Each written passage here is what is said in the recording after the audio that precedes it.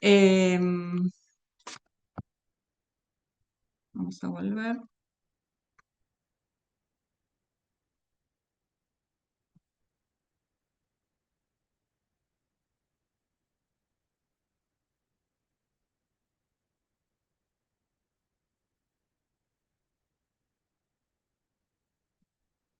Bueno, ah,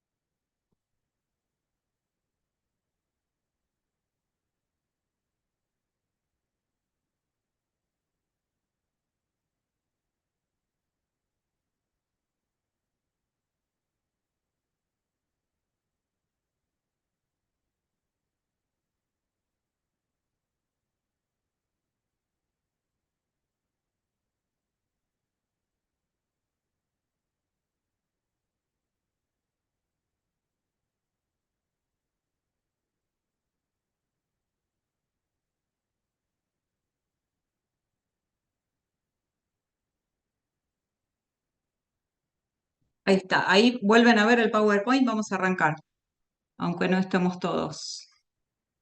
¿Me escuchan bien ahí, chicos?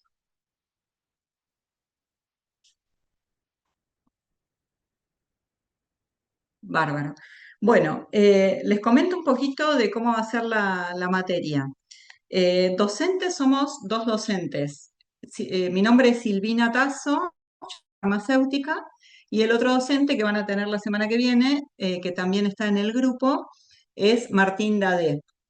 Él es biotecnólogo y tiene muchísimos años de desempeño como docente en esta materia, tanto acá en la Jaureche como en la UNLP, ¿sí? En La Plata. Las clases, bueno, como ustedes saben, van a ser martes y jueves a las 2 de la tarde, de 2 a 5 o de 2 a 6. El horario puede variar un poquito, puede ser un poco más tarde, un poco más temprano. Ahí admití una alumna más. Eso lo vamos a ir coordinando por el grupo de WhatsApp, ¿sí? Los medios de comunicación que vamos a tener de nosotros dos con ustedes van a ser por medio del grupo de WhatsApp, que ya que somos pocos, en realidad este semestre es particular porque son muchos, son 12, eso creo que es el récord que hemos tenido de alumnos, eh, pero bueno, igualmente somos pocos, ¿no? Entonces, con un grupo de WhatsApp es la forma más práctica de poder comunicarnos rápido, que ustedes nos hagan preguntas de todo tipo, no solo dudas de la materia, sino de horarios y aulas y lo que sea, ¿sí?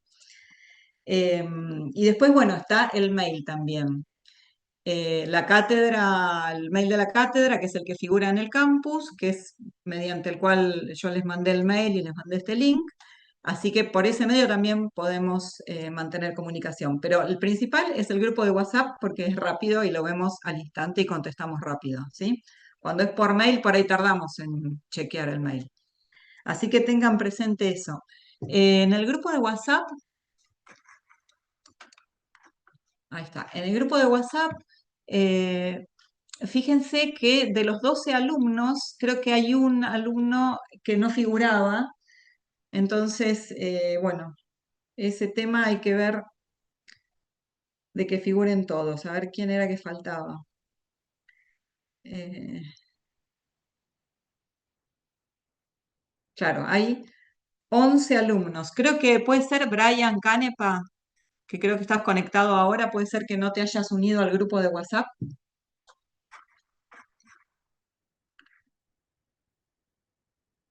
Bueno, la idea es tener, ya les digo, esa comunicación fluida mediante el grupo de WhatsApp. Después vemos el caso particular si hay alguno que falta. Las clases son obligatorias desde ya y van a alternar entre virtuales y presenciales. En general van a ser más virtuales que presenciales, porque es más cómodo para todos. Bueno, cualquier problema que tengan de horarios, de tiempo, de lo que sea, siempre es más cómodo al ser poquitos que sea virtual. Pero bueno, hay algunas clases, sobre todo las que se refieren a resolución de ejercicios, que esa está más bueno tener el pizarrón disponible, entonces esas son las que van a ser las presenciales. Ahí me decís, Brian, que no viste el grupo de WhatsApp, así que sí, faltás vos. Eh, Después vuelvo a tratar de añadirte, lo que pasa es que cuando te intentaba añadir, me pedía que te mande una invitación por SMS, que es lo que hice. Después probamos de vuelta a ver si lo logramos.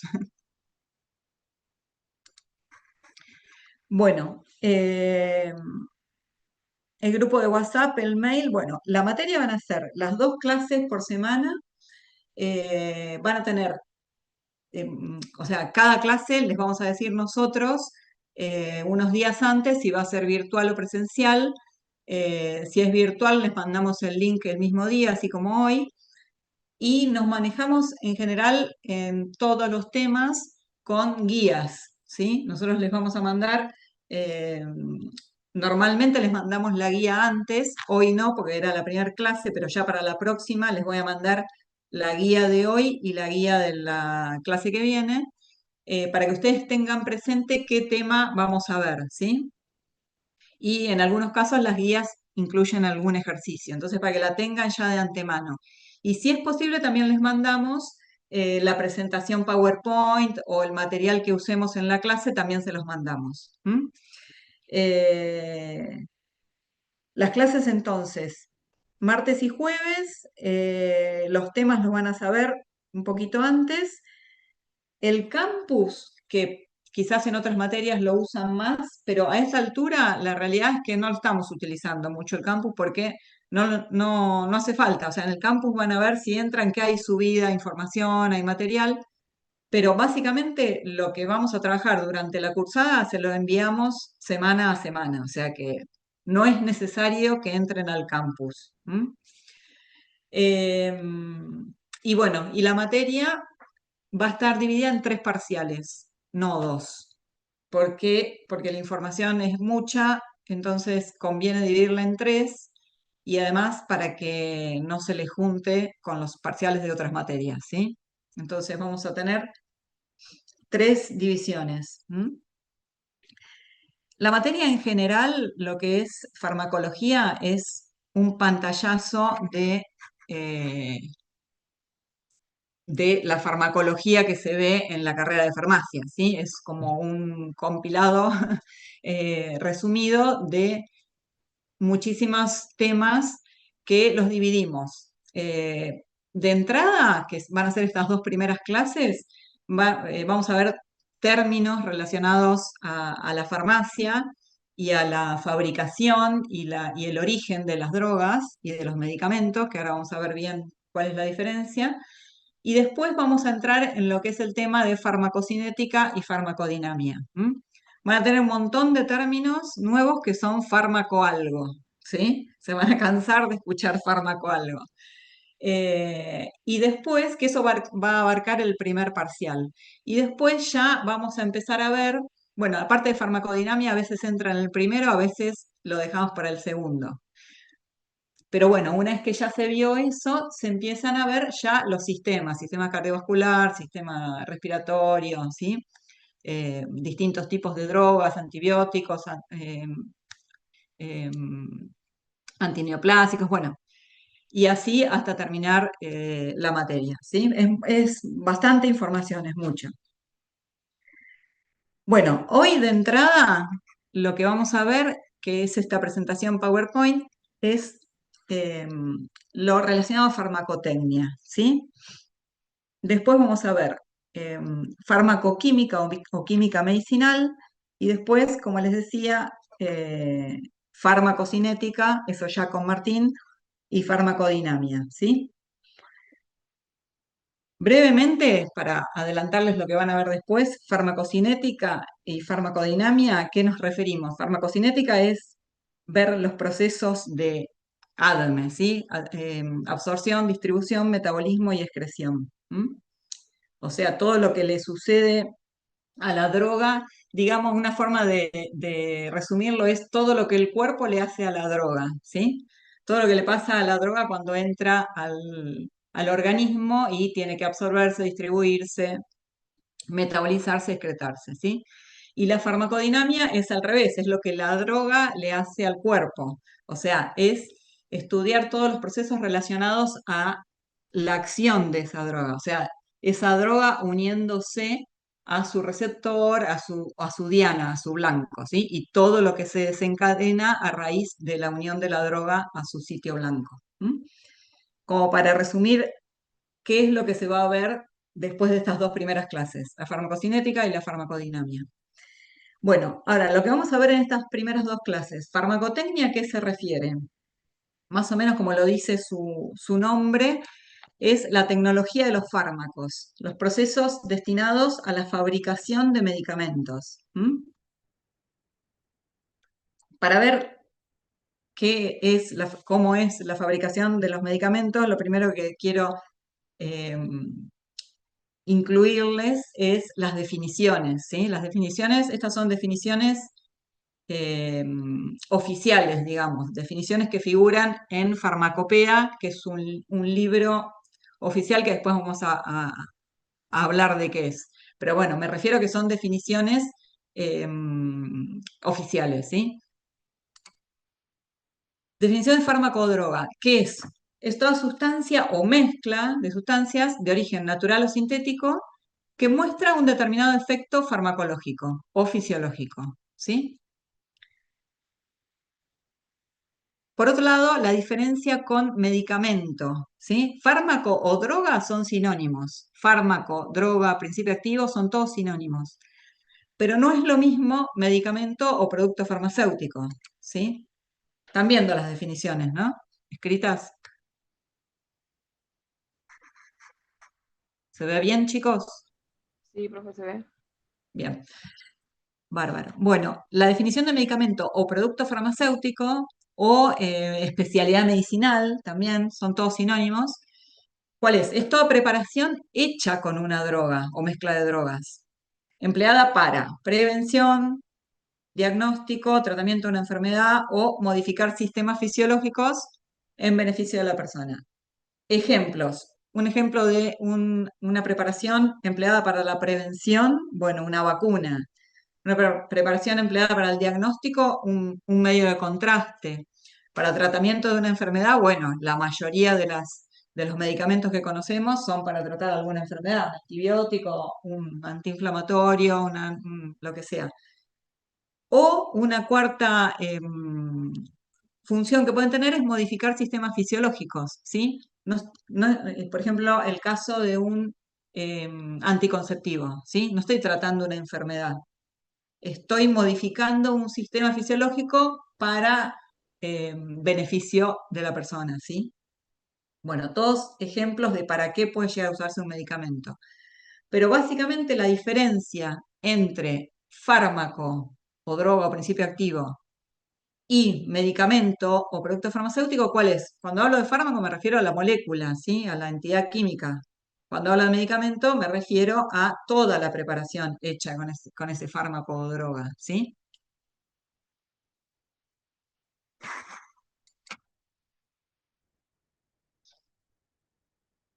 ¿Qué tengo yo cuando hablo de un medicamento? Bueno, tengo la droga y tengo eh, los excipientes, ¿sí? O sea, todas esas sustancias que acompañan a la droga para poder darle una forma farmacéutica, ¿sí? Esta imagen la puse para justamente que visualicen la cantidad de formas farmacéuticas distintas que hay, ¿sí?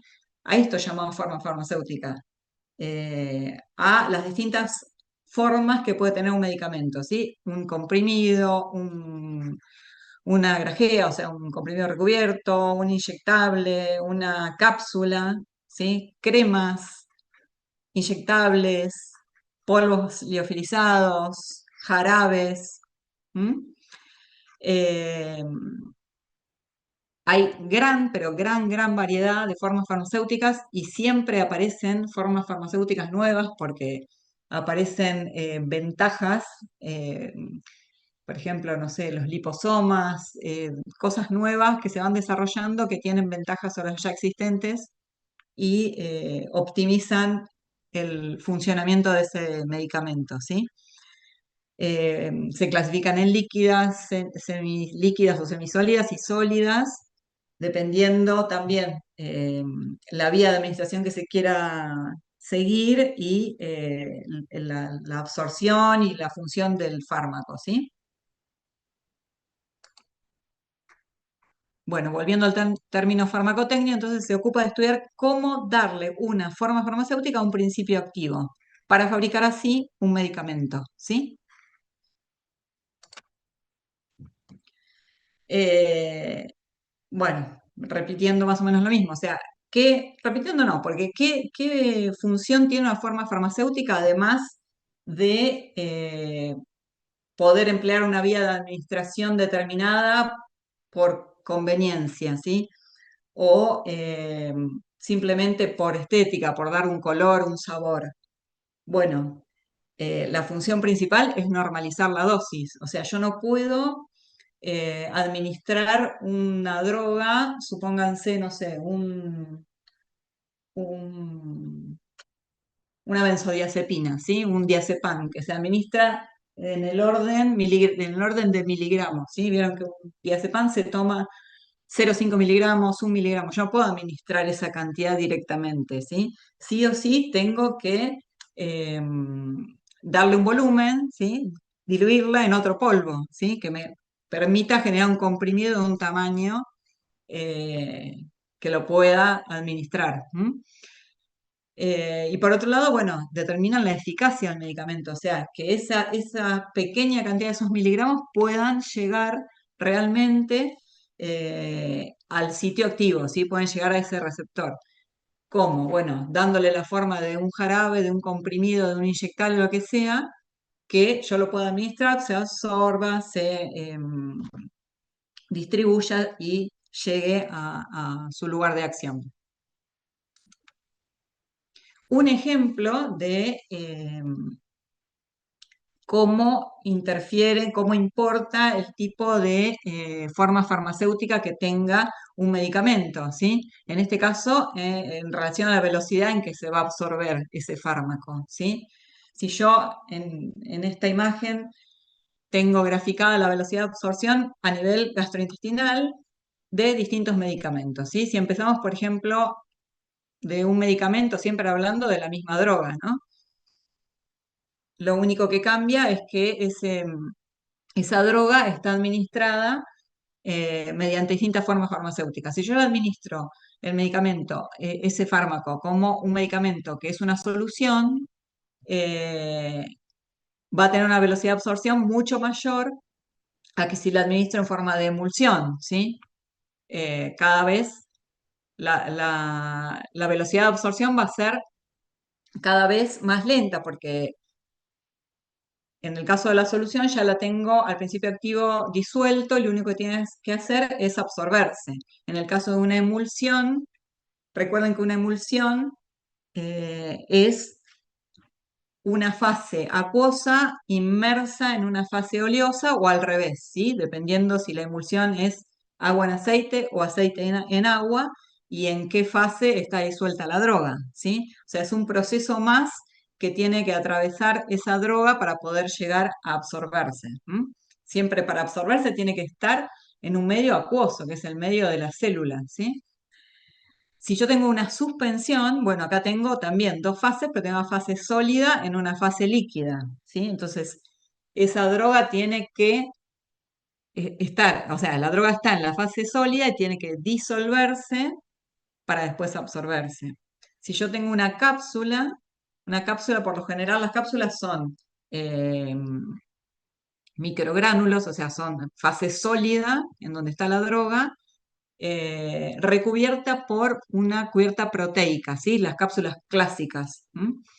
Es una cubierta sólida proteica. Bueno, ¿qué tiene que pasar? Tiene que eh, disgregarse esa cápsula proteica, ¿sí? Para liberar esa fase sólida para que después se disuelva.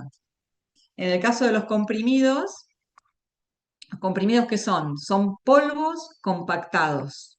Ahora después vamos a ver que pueden ser polvos compactados o pueden ser microgránulos que se formaron que se fabricaron con la droga adentro, que después se compactan, ¿sí? Pero en un caso en el otro es sólidos compactados. ¿M? Entonces, ¿qué tiene que pasar? Bueno, tiene que disgregarse para después disolverse, para después llegar a absorberse.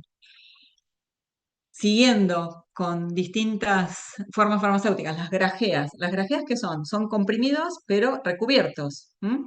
Con alguna laca, algún componente, otro excipiente, que recubre a ese comprimido. ¿M? Función puede ser bien solo estética, dar color, brillo, o pueden tener alguna función fisiológica, como por ejemplo en el caso siguiente, donde la forma farmacéutica es una grajea pero con cubierta entérica. ¿M? ¿Qué significa eso? Bueno, que es una cubierta que se le agrega a ese comprimido para evitar que se disuelva en el estómago, por ejemplo, y que se disuelva recién en el intestino, ¿sí? Por algún motivo, porque el más común es porque la droga es muy sensible a la acidez del estómago, entonces se quiere que ese comprimido pase de largo del estómago y se disuelva con seguridad en el intestino. ¿M? Bueno, ejemplos. A ver, más ejemplos. Bueno, acá, hablando de los excipientes. Los excipientes son las sustancias que se le agregan entonces al principio activo para distintas funciones, ¿no? Lo principal de los excipientes es que son compuestos que tienen que ser totalmente inertes, ¿m? Que no tienen que tener ninguna función fisiológica ni farmacológica, y desde ya no tienen que reaccionar ni entre sí ni con el principio activo, ¿no? ¿Qué excipientes se usan? Bueno, dependiendo la forma farmacéutica que yo quiera crear y la vía de administración que vaya a seguir mi medicamento, ¿sí? Cuando hablo de vía de administración, estamos hablando de si es vía oral, si es una crema, vía cutánea, si es vía parenteral, ¿sí? Si es vía, se las nombro porque por ahí uno está acostumbrado siempre cuando habla de los medicamentos y las formas farmacéuticas, uno siempre asocia a lo que es vía oral, ¿sí? Un jarabe, un comprimido o un inyectable, ¿sí? Recordemos que todo lo que es cutáneo, todo lo que es cremas, ungüentos, lociones, ¿sí? Todo eso también son medicamentos y a veces son las mismas drogas que se administran por distintas vías. Todo lo que es administración a través de mucosas, ¿sí? Son, dependiendo del caso, son vías de administración que se usan mucho también. Por ejemplo, la vía sublingual. ¿M? Con la vía sublingual logramos que una droga llegue muchísimo más rápido al torrente sanguíneo, ¿sí?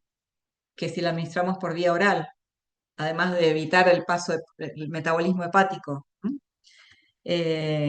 Una vía de mucosas, por ejemplo, la vía rectal, ¿sí? Los supositorios, ¿sí? Una forma farmacéutica es supositorios.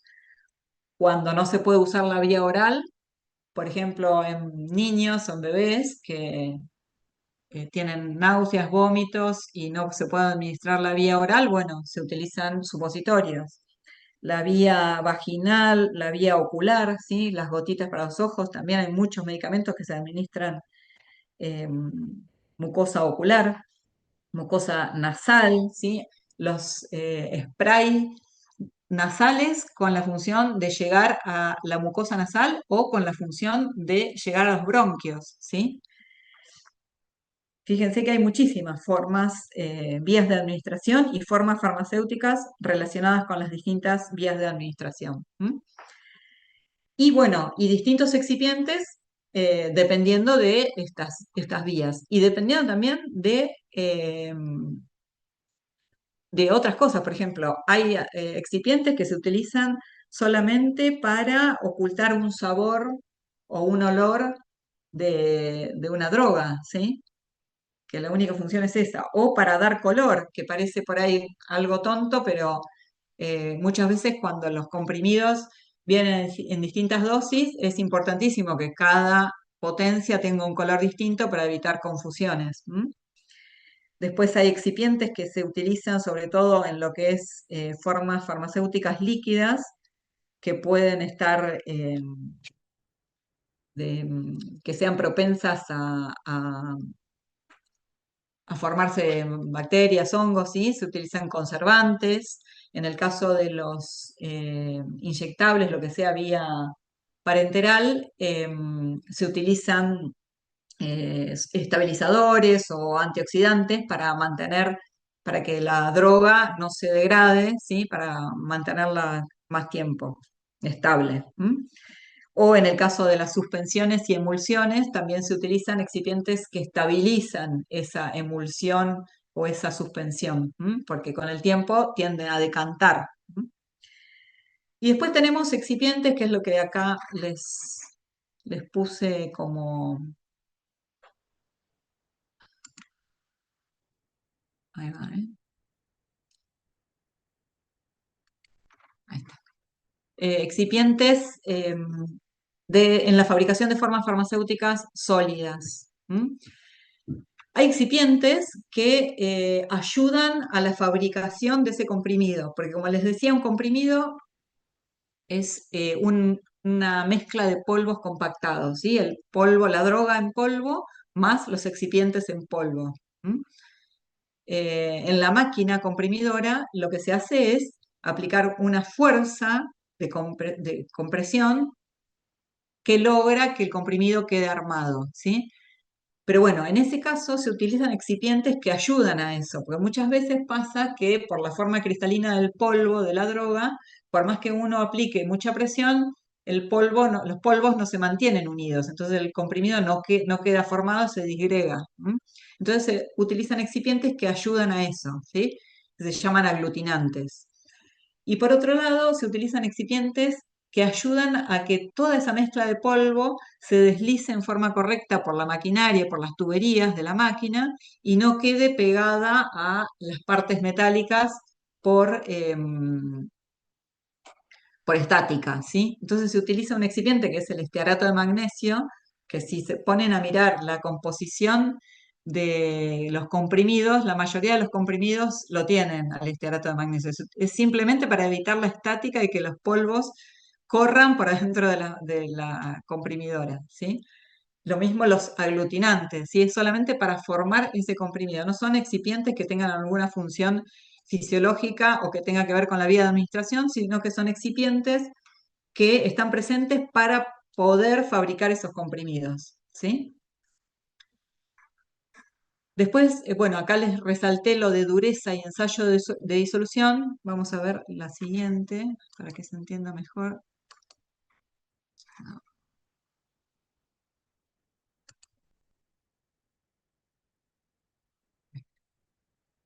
Bueno, esta imagen es simplemente una máquina comprimidora, ¿sí? Una máquina que fabrica comprimidos. Esto que les decía, o sea, tiene toda una serie de tuberías por dentro, tolvas, en donde se mezclan los polvos y tienen que correr esa mezcla de polvos por toda la parte, la cañería metálica de la máquina. En el centro tiene todo una rueda con los huequitos, ¿sí? En donde se acumula el polvo y con punzones superiores e inferiores se le infiere esa fuerza necesaria para que los polvos se compriman y quede el comprimido formado, ¿sí? Esa rueda central va girando y los punzones van, mediante el giro de esta rueda de arriba, los punzones van haciendo fuerza y comprimiendo alternativamente, ¿sí? Esto es un esquema de eso mismo, o sea, lo que está en lila serían los punzones superiores e inferiores. En estos huequitos se acumula la mezcla de polvo, a medida que va girando esa rueda, esos punzones por esta rueda, esos punzones superiores e inferiores ejercen fuerza sobre esa mezcla de polvo y esa fuerza necesaria, que tiene que tener un valor exacto, hace que el comprimido quede formado, ¿sí?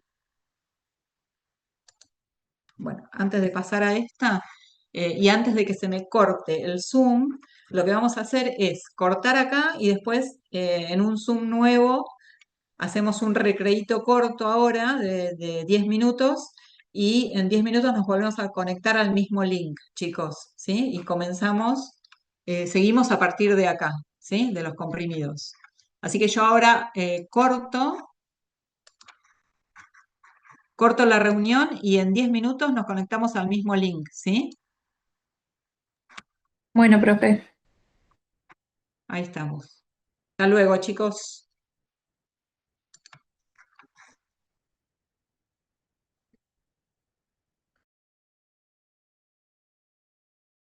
Y si me equivoco, me paso de largo algo que no entendieron.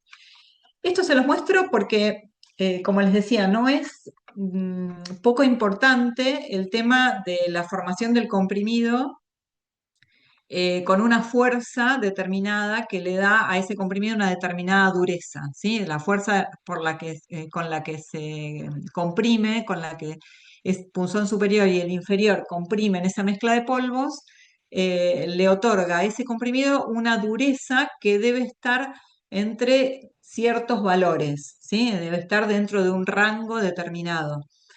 ¿Eso por qué es importante? Bueno, porque ese comprimido es el que, como veíamos al principio, tiene que, una vez que llegó al tracto gastrointestinal, tiene que disgregarse y disolverse esos gránulos o esos polvos, ¿sí? Y luego absorberse. ¿M? Bueno, ese proceso es posible y tiene que ocurrir dentro de un determinado tiempo si ese comprimido tiene una dureza determinada. Si la dureza es demasiado alta, el comprimido no se alcanza a disgregar y pasa de largo, o sea, no se libera la droga en el sitio en donde se tiene que liberar. ¿M? Por otro lado, si la dureza es muy baja, el comprimido puede no mantener la forma y perderse parte del material de esos polvos dentro del blister, ¿sí? Entonces, ni una cosa ni la otra queremos que pase. Por eso es tan importante en la máquina comprimidora que la dureza que se le aplica a la fuerza que se le aplica a esos punzones me permitan mantener la dureza dentro de un rango determinado, ¿sí? Esa dureza, una vez que los comprimidos están fabricados, se controla, ¿sí? En control de calidad se controla esa dureza. ¿De qué manera se controla? Bueno, se controla mediante un ensayo de disolución, que por ahí escucharon nombrar, porque es un ensayo que atañe a la forma farmacéutica comprimidos, que es fundamental, aparte de la valoración, ¿sí? O sea, aparte de la titulación, que tenga la cantidad de droga que tiene que tener. Bueno, también se controla que esa droga se libere en el tiempo que se tiene que liberar. En el ensayo de disolución lo que se hace que se colocan los comprimidos en un medio similar a los fluidos estomacales o intestinales, con un movimiento, se simula un movimiento peristáltico, ¿sí? Eso se hace en una máquina que se utiliza para eso, ¿no? En control de calidad y se testea cada cierta cantidad de tiempo, dependiendo del medicamento que se haya liberado la droga que se tiene que liberar, ¿sí? Ese es el ensayo de disolución. ¿M? Testear que la droga disuelta esté dentro del rango correcto. ¿M? Ahí está. Bueno, acá lo que les quiero mostrar es ¿cómo es? Protocolo de manufactura real, ¿sí? De un laboratorio en donde está en las cantidades por lote y las cantidades por comprimido, ¿sí? Estos son comprimidos recubiertos, acá dice. Acá están las cantidades por unidad, o sea, por comprimido y por lote, ¿sí? Un lote tiene 240 kilos, ¿m? Que equivale a 300.000 comprimidos, ¿sí? Bueno, acá está dividido en dos sublotes de recubrimiento porque al ser comprimidos recubiertos, eh, bueno, en este caso, procesos, tema técnico, se divide en dos y se recubre en dos tandas, ¿sí? Pero bueno, para que tengan idea de las dimensiones, de los lotes, de las cantidades, las unidades, eh, esto es un lote real, ¿sí? 240 kilos, 300.000 comprimidos. ¿Qué se detalla en este, en esta técnica de elaboración? Fórmula unitaria y por lote. ¿De qué? De materias primas, que son, en primer renglón, el principio activo, que en este caso es una amoxicilina, un anhidro silícico coloidal, un estearato de magnesio, celulosa microcristalina. ¿Sí? Acá son solamente cuatro componentes, el principio activo y tres excipientes. ¿Sí? Después, bueno, se agregan más excipientes, pues se recubre, pero en principio ese comprimido es sencillo. ¿Sí? Un principio activo, la amoxicilina, antibiótico, y tres excipientes. ¿Esos excipientes cuáles son? Bueno, este arato de magnesio, que es el que les mencioné recién, que simplemente se pone para que la mezcla de estos polvos deslice por la máquina, nada más que para eso.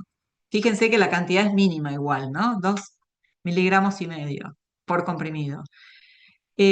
Un anhidro silícico coloidal que es similar, ¿sí? Es la función, es solamente para que la mezcla de polvos deslice, ¿sí? Lubricante, deslizante son términos más o menos parecidos, sin entrar en mucho más detalle. Ay, perdón, volvemos. Y la celulosa microcristalina, que es el excipiente que da volumen, ¿sí?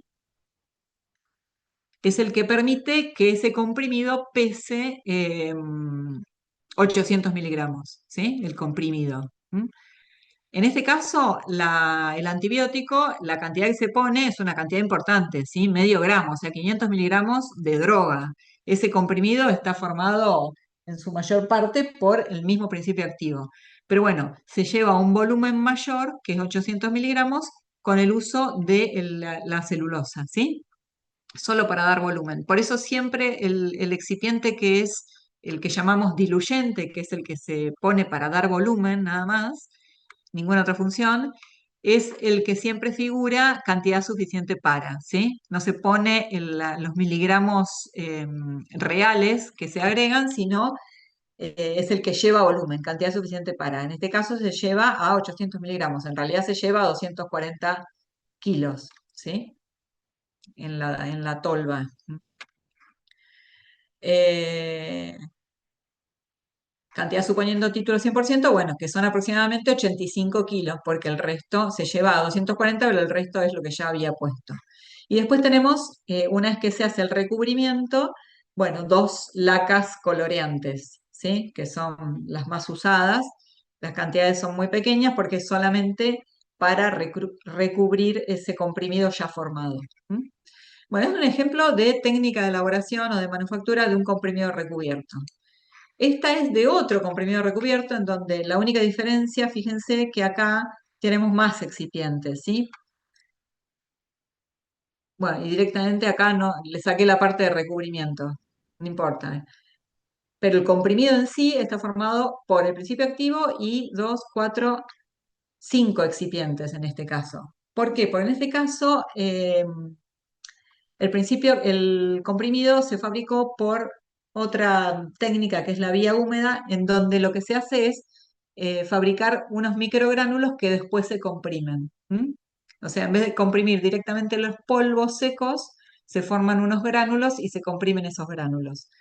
Son nada más temas técnicos y que se realiza esta vía húmeda porque de otra manera no se queda formado el comprimido, ¿sí? No se logra esa cohesión entre las partículas que permiten que se me quede armado el comprimido.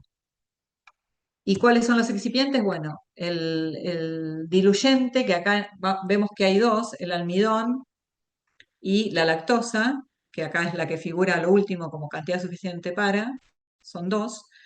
La povidona, que es un aglutinante, ¿sí? Que me permite fabricar esos gránulos, ¿sí? Dar una humedad necesaria como para que se armen gránulos. Y cuando se arman gránulos siempre es necesario que exista otro excipiente que sea el desintegrante.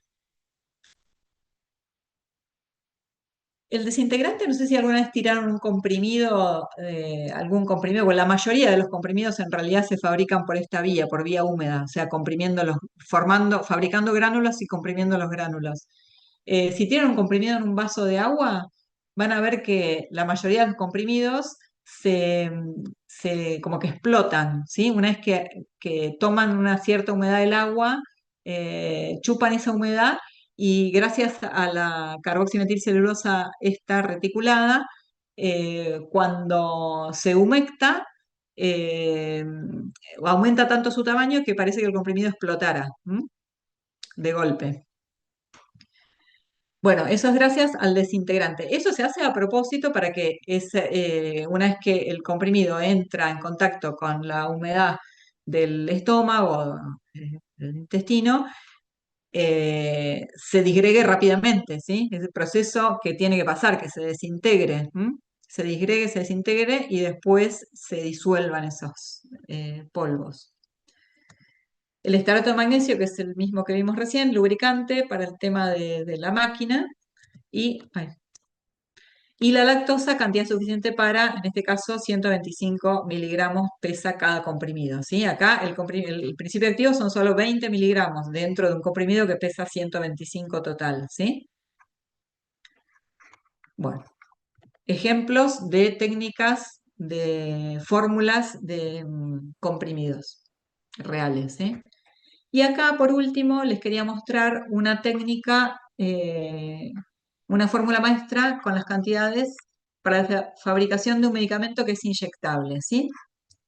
Una ampolla líquida en donde tenemos el principio activo, que no dice cuál es, pero bueno, es 75 miligramos de principio activo y tres excipientes, cuatro. Agua para inyectable es el excipiente diluyente, ¿sí? Cantidad suficiente para una ampolla de 3 mililitros totales, ¿sí? El lote es de 80 litros, cada ampolla 3 mililitros, son 25.000 ampollas. ¿M? Agua para inyectables es agua común estéril. ¿M? Y después los demás excipientes, tenemos un diluyente, que acá además del agua también, además del agua tenemos el propilenglicol, que también se utiliza como diluyente y que además se agrega, porque muchas veces pasa que el principio activo no es tan soluble en agua, entonces se agrega otro diluyente en donde ese principio activo es más soluble, ¿sí? Entonces se hace una primera solubilización en propilenglicol o en algún otro y después se diluye en agua, ¿sí? Un antioxidante para evitar la degradación de ese principio activo y un alcohol bencílico que es conservador, ¿sí? Que en realidad cuando hablamos de formas farmacéuticas de uso parenteral, ¿sí? Inyectables, eh, siempre tienen que ser estériles, pero así todo igual se agregan excipientes conservantes, ¿m? Por las dudas, pero siempre tienen que ser estériles. Bueno. Y hasta ahí llegamos con lo que es ejemplos de fórmulas de distintos medicamentos, dependiendo de la forma farmacéutica que tengan. Después, lo siguiente que quería mencionarles es la farmacopea. ¿Qué es la farmacopea? La farmacopea, que por ahí escucharon hablar de este término. Esperen. La farmacopea es un libro de uso oficial de cada país, que yo siempre digo que es como si fuera la constitución de los medicamentos, ¿sí? Porque cada país tiene su propia farmacopea. ¿M? Es un libro, bueno, en realidad ahora uno puede tener acceso y es lo que quiero que vean, que entren a internet y vean la farmacopea argentina. Está virtual, ¿no? O sea, está accesible por todo el mundo en formato virtual. Antes, en la época que yo estudiaba, o sea, hace un montón de tiempo, estaba en papel, o sea, era un libraco ahí como si fuera la Constitución, que teníamos que consultar, que tenía un tomo o después dos. eh, pero bueno, todas las entidades que tienen que ver con salud, ya sean las farmacias, las droguerías, los laboratorios, desde ya la industria, ¿qué más? ¿Qué me estoy esperando? Bueno, los hospitales no, pero todos los lugares que pueden llegar a tener fabricación de medicamentos o transporte de medicamentos, almacenamiento de medicamentos, tienen que tener obligatoriamente su farmacopea, ¿sí? De ahí a que la utilicen, no importa, pero tienen que tenerla obligatoriamente para que sean habilitados, ¿sí? Pero bueno, ¿qué es? Es un libro en donde tenemos monografías de cada una de las drogas o principios activos y medicamentos de más uso en ese país, ¿sí? Eh,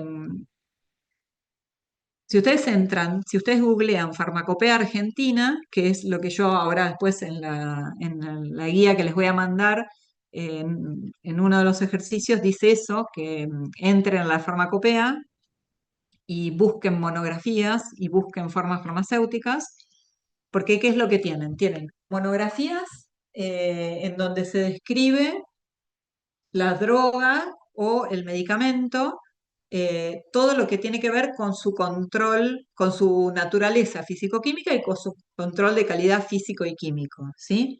O sea, todo lo que está descrito en la farmacopea es lo que incumbe a la parte físico-química y no lo que es la parte farmacológica, ¿sí? O sea, en la farmacopea no voy a tener descrito que un diazepam se utiliza como ansiolítico, no.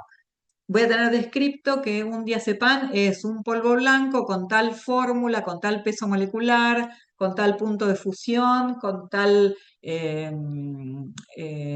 humedad, o sea, todo lo que tiene que ver con el control físico-químico, con el control de calidad que un laboratorio que lo fabrica, una industria que lo fabrica, eh, va a utilizar en el área de control de calidad para asegurarme que ese polvo sea lo que dice ser y que tenga la calidad que tiene que tener. ¿Me explico? O sea, en la farmacopea está descrito cómo yo me aseguro, cómo controlar y asegurarme de que esa droga tenga buena calidad, ¿sí? Que no tenga impurezas, que su título, o sea, al valorarla, que su título esté dentro del rango adecuado, un test de identificación que me asegure que ese polvo sea la droga que dice en la etiqueta, ¿sí? ¿Me explico? Bueno, toda esa referencia que figura en la farmacopea en forma de monografías, de distintas monografías, una para cada droga o una para cada medicamento, es, como les digo, una referencia, ¿sí? No quiere decir que si yo fabrico un determinado medicamento o un determinado principio activo, eh, tenga que seguir sí o sí lo que me dice la farmacopea. Porque, ¿qué pasa? La farmacopea está en constante actualización, porque siempre surgen drogas nuevas, siempre surgen medicamentos nuevos, nuevas formas farmacéuticas. Entonces, nunca está totalmente actualizada, siempre aparecen cosas nuevas. Entonces, un laboratorio o una industria puede fabricar un medicamento que todavía no figura en farmacopea. ¿M?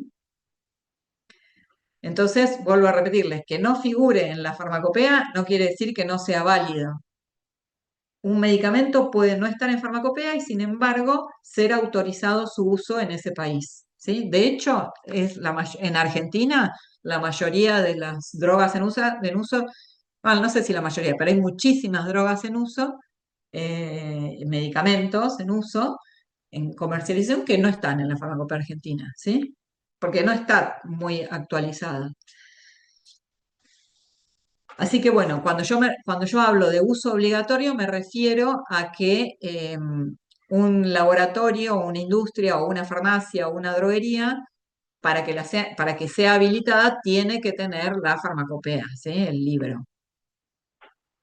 A eso me refiero. Pero no me refiero a que para fabricarlo sí o sí tenga que seguir lo que dice la farmacopea. Bueno, ¿quién redacta esa farmacopea? Esa farmacopea la redacta alguna entidad de salud, ¿no? En general, en todos los países, quien la redacta es el Ministerio de Salud. En nuestro país, en Argentina, el Ministerio de Salud, a través de la ANMAT, Administración Nacional de Medicamentos, Alimentos y Tecnología Médica, es quien redacta la farmacopea, ¿sí?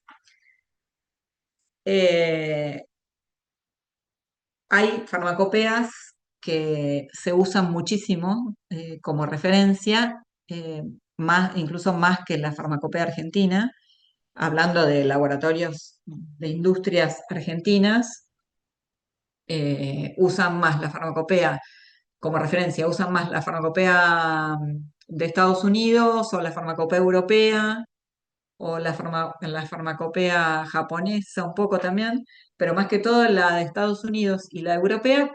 ¿Por qué? Y porque están constantemente actualizándola, ¿sí?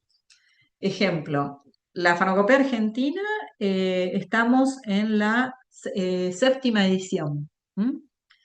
O sea, se actualizó 7 veces. Actualmente se está haciendo la octava edición, pero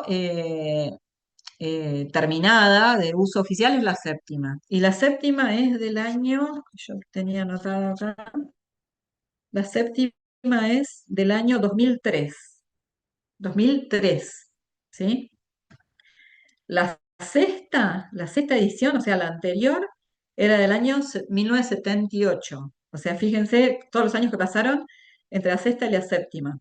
Y la octava todavía no salió. Lo que sí salió es un primer suplemento de la Farmacopea Argentina séptima edición del año 2018 y un segundo suplemento del año 2023. ¿Sí? Eso es bueno, porque en 2023 se sacó un segundo suplemento en donde se incluyeron más drogas, ¿sí? O sea, es como una especie de actualización, no total, pero aunque sea un agregado.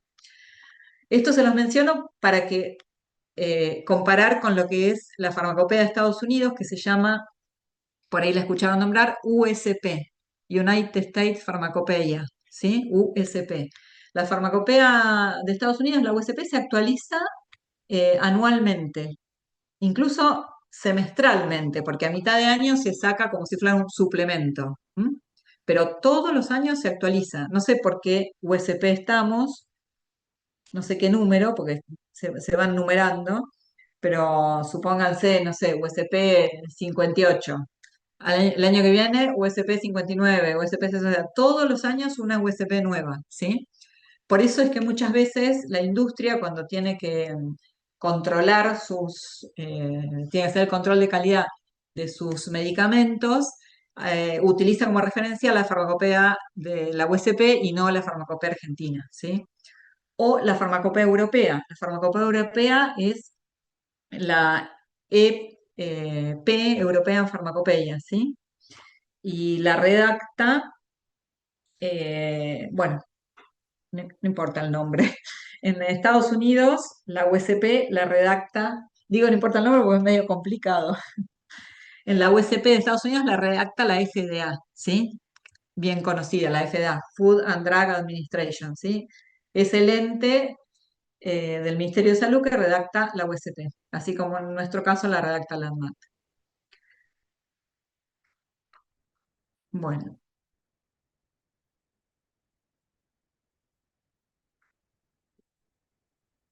acá les voy a explicar un poquito más en concreto qué incluye cada monografía de la farmacopea. A ver. Sí, esa era la última. Después les voy a compartir una monografía, pero primero en general. Como les decía, la farmacopea incluye monografías, tipos de monografías, ¿por qué? Porque hay monografías que son de un principio activo, o sea, de una droga, y hay monografías que son de un medicamento, ¿sí? Por ejemplo, hay una monografía que puede ser de un ibuprofeno y después también tengo otra monografía que es de ibuprofeno jarabe, otra que es de ibuprofeno comprimidos, ¿sí? Y además de las monografías tiene otras secciones, la farmacopea, que se refiere a test, a determinados test que se utilizan siempre, entonces tiene una sección de test generales. ¿M? Por ejemplo, la explicación de cómo hacer un test de esterilidad, de cómo hacer un test de ensayo de disolución, de cómo hacer un test de una titulación por cromatografía gaseosa o por, bueno, así, generales. Después tiene otra sección que me habla de las distintas formas farmacéuticas, o sea, me da la definición de cada forma farmacéutica, o sea, ¿a qué llamo un jarabe? ¿Sí? La definición oficial. Por eso hoy al principio yo les decía definiciones oficiales. La definición oficial de droga y la definición oficial de medicamentos fueron sacadas de la farmacopea, ¿sí? Tiene toda una sección en donde me detalla como un diccionario todas las definiciones. ¿M? Bueno, y después tienen la parte más grande, más importante, que es la sección de monografías. Bueno, acá cuando les dice calidad farmacopeica, bueno, lo vamos a ver después de ver una monografía.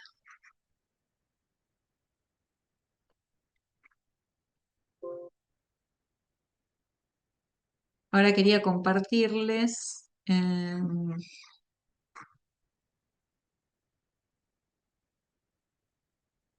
bueno, vamos a compartir directamente la farmacopea. Si ustedes entran, lo que les decía hoy, si ustedes entran, googlean farmacopea argentina, háganlo, no ahora, ¿no? Después háganlo, es parte de la tarea, entrar a la farmacopea, esta es la portada, lo están viendo, ¿no? La portada. Bien.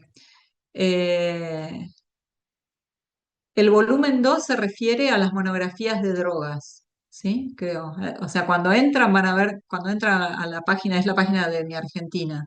Cuando entran van a ver que la farmacopea la tienen en forma de distintos volúmenes. Hay un volumen que se refiere a monografías de principios activos, otro volumen que se refiere a monografías de medicamentos y después otros volúmenes de temas generales, como les decía recién, té generales, formas farmacéuticas. Pongamos una droga cualquiera, a ver, salbutamol, por ejemplo.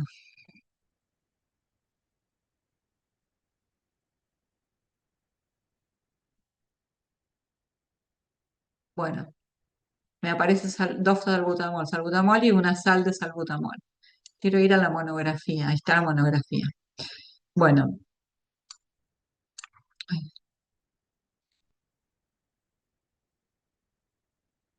ahí está la monografía de salbutamol, ¿sí?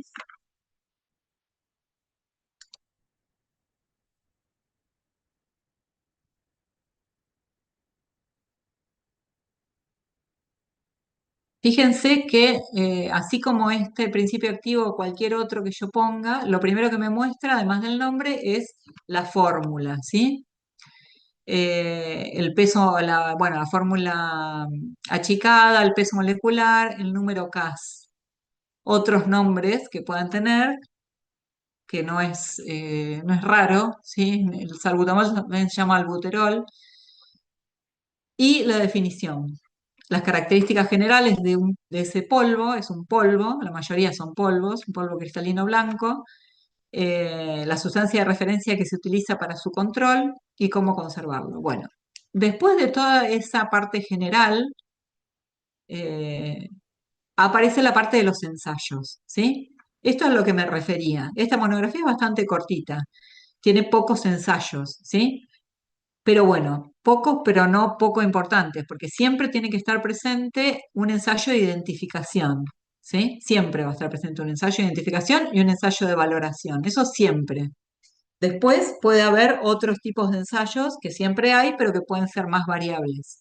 Pero identificación siempre. ¿Por qué? Porque la identificación es el test que yo hago para que me va a decir, me va a asegurar que ese polvo cristalino que estoy viendo sea salbutamol, ¿sí? ¿Y qué es la identificación? En este caso hacen dos test. Esta farmacopea me exige dos test de identificación. El A, que es un espectro infrarrojo, y el B, que es un espectro ultravioleta, ¿sí? O sea, hago dos espectros en donde comparo con un espectro de la sustancia de referencia, o sea, el salbutamol patrón, y de esa manera me aseguro que sea salbutamol, ¿sí? Por IR y por ultravioleta. Bueno, y después, por último, la digo ahora porque esta es muy importante, siempre va a estar un ensayo de valoración. El ensayo de valoración que me dice, bueno, que tiene la cantidad de salbutamol, ese polvo tiene la cantidad de salbutamol que tiene que tener, ¿sí? Que tiene que ser, lo dice acá al principio, entre un 98,5 y un 101%, ¿sí? Ese polvo tiene que tener entre un 98,5 y un 101% de esta molécula. El resto pueden ser impurezas, puede ser humedad, lo que sea, pero tiene que tener esa cantidad de salbutamol. Bueno, ese ensayo de valoración me describe cómo hacerlo, ¿no? Si va a ser una cromatografía, si va a ser una titulación. En este caso es una titulación, sí, una volumetría. Y me refiere a un test general de volumetría, que es el test 780, que me va a figurar en la parte de descripción de test general de la farmacopea, ¿sí? No me describe acá en la monografía cómo hacer una volumetría. Directamente me refiere a ese test general de volumetría. Lo único que me destaca acá es qué cantidades y qué reactivos usar, ¿sí? Bueno, cada test me va a decir el rango que tiene que cumplir, ¿sí? Por ejemplo, acá tenemos, bueno, el ensayo de identificación que obviamente es que sea igual que el espectro sea igual que el patrón. El ensayo determinación de agua, que también me refiere al ensayo 120 general. ¿Qué me tiene que dar como resultado esa titulación volumétrica directa? Bueno, no más del 0,5%. Está chiquitito, no sé si lo llegan a ver, pero ¿eh? Ahí está más grande. O sea, el ensayo de, el ensayo de determinación de agua me va a decir que este salbutamol no puede tener más del 0,5% de agua, ¿sí? Siempre tengo el ensayo, la descripción de cómo se hace y la especificación se llama, o sea, el rango que tiene que cumplir, no más del 0,5, ¿sí? Después tengo otro ensayo, pureza cromatográfica. Este a qué apunta, bueno, a determinarme qué impurezas, qué cantidad de impurezas tiene, ¿sí? Acá me describe cómo se hace, es una cromatografía, explica cómo hacer las soluciones y a lo último, cómo hacer la solución muestra y a lo último, siempre al último me dice en la especificación. ¿Ven? Acá dice, no debe contener más de 2% de impurezas totales, ¿sí? No más de 2% de impurezas totales. Esa es la especificación. Y después otro test de límite de cetona de salbutamol. Bueno, acá se ve que hay una impureza muy común para el caso del salbutamol, que es la cetona, entonces se testea también la presencia de ese compuesto, de esa cetona. ¿Y la especificación cuál es? Bueno, que el límite es 0,2, o sea, no debe tener más de 0,2 de la acetona. Y por último, un test de determinación de residuo de ignición, que no tiene que tener más de 0,1%, ¿sí? El residuo de ignición, ¿qué sería? Se mete en una mufla, ¿sí? Se calcina el polvo de salbutamol y lo que me tiene que quedar como residuo después de un determinado tiempo, que me lo especifica acá en el T general 270, no me tiene que quedar más de un 0,1% de residuo, ¿sí? Bueno, en general, una monografía de principio activo de Farmacopea Argentina, me va a dar toda esta información, ¿sí? Fíjense toda la información que me da de una droga, ¿m? Toda información de su control de calidad físico-químico, ¿sí? Fíjense que acá en ningún momento me dice el salbutamol es un agonista alfa, o sea, ni me menciona la parte biológica, ¿sí? Solamente me menciona la parte de su control de calidad, que me asegura que ese polvo es de calidad farmacopeica. Eso quería llegar también, lo que mencionaba en el PowerPoint. ¿Qué significa calidad farmacopeica o que una droga es oficial? Bueno, significa que si uno ese polvo de salbutamol que compró lo controla, le hace el control de calidad, me va a dar que cumple cada uno de estos ensayos, o sea que el resultado está dentro de la especificación que me dice la monografía de farmacopea. Eso significa que ese salbutamol es de calidad farmacopeica o que cumple farmacopea, ¿sí? O que es oficial. ¿Se entiende? Bueno, vamos a cortar acá este tema, pero lo vamos a continuar el jueves. Y lo que quería compartirles, que igual ahora se las envío por mail, es la guía de hoy. Eh, Están viendo la guía, ¿no? Bueno, en esta guía que ahora se las mando igual junto con la presentación PowerPoint, está todos los temas que acabamos de ver y algunos que no llegamos a ver, que los vemos el jueves, junto con el tema nuevo del jueves. Lo que pasa es que hoy no quería que se haga tan larga porque es la primera clase y los iba a pudrir. Pero bueno, lo que sí quiero que hagan, que vayan haciendo, es entrar a la farmacopea, ¿sí? Y abrir alguna monografía y mirarla, ¿sí? Y entrar a la parte también de forma farmacéutica, ¿sí? Que es otro volumen, que es los puntos 2 y 3. El punto 2, básicamente. Eh, y después lo siguiente lo vemos el jueves que viene. Y si tienen alguna duda de lo que vimos o de lo que lean ahora en la guía y en el PowerPoint, me consultan por el grupo de WhatsApp o el jueves. ¿Sí, chicos?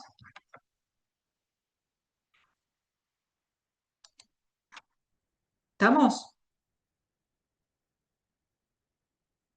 El jueves es virtual de vuelta y les envío el link a la mañana, ¿sí? El jueves va a ser un poquito más largo que hoy, ¿sí?